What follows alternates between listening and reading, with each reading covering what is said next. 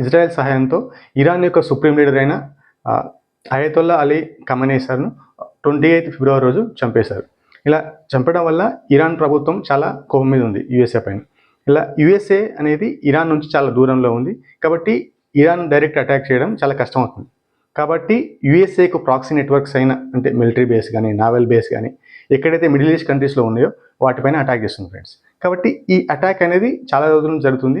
కాబట్టి ఇది geo political tensions వల్ల అంటే చాలా వరకు ఎకనామిక్ అనేది ప్రాబ్లం అవుతుంది. అండ్ మోర్ ఓవర్ ఏంటంటే మిడిల్ ఈస్ట్ కంట్రీస్ అనేది వరల్డ్ వైడ్గా క్రూడ్ ఆయిల్ అనేది సప్లై చేస్తుంది. కాబట్టి ఈ డిస్టర్బెన్స్ వల్ల క్రూడ్ ఆయిల్ ప్రైసులు పెరుగుతున్నాయి.